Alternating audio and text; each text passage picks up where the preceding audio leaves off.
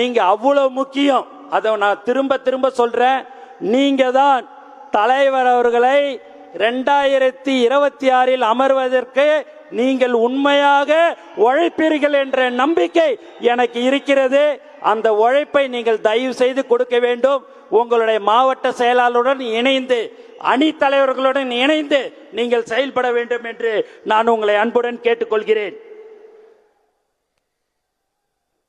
இன்னொரு விஷயம், நீங்க காலையில் அந்த 1 மணி நேரம் ஒரு 10 வீடோ ஒரு 25 வீட்டுக்கோ நீங்க போறீங்க அப்படின்னு சொன்னா அவங்களுடைய ஃபோன் நம்பரை கேளுங்க.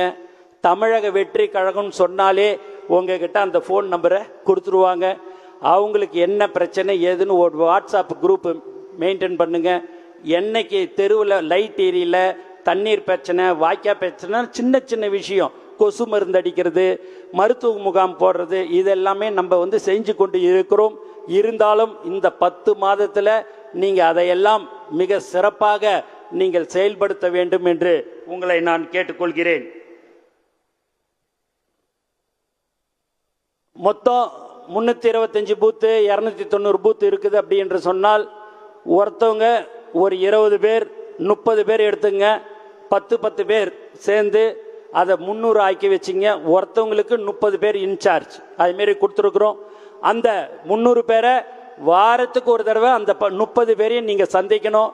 அவங்களுடைய கஷ்டம் நஷ்டம் இன்னான்றது அந்த பூத் நிர்வாகிகள் உங்களுடைய, நீங்கள் யார் யாரெல்லாம் 5 பேர் 10 பேர் போடுவீங்க, அவங்களுக்கு என்ன கஷ்டம் ஏதுன்றது எல்லாம் போய் நீங்கள் பாருங்கள். அவங்களுக்கு தேவையான உதவிகளை உங்களால் முடிஞ்சதை நீங்கள் தாராளமாக உங்களால் செய்ய முடியும். செய்ய முடியாத பட்சத்தில் நீங்கள் தலைமையிடம் சொன்னால் அதற்குண்டான ஏற்பாடுகள் செய்யப்படும். ஏன்னா இந்த 10 மாதம் நீங்கள் தான் ரொம்ப ரொம்ப முக்கியம்.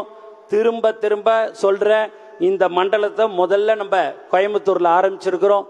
அதுக்கு அடுத்தபடியாக இன்னும் 4 மண்டலம் இதே மாதிரியான ஒரு கூட்டத்தை தலைவர் அவர்கள் ஏற்பாடு செய்திருக்கிறாரு.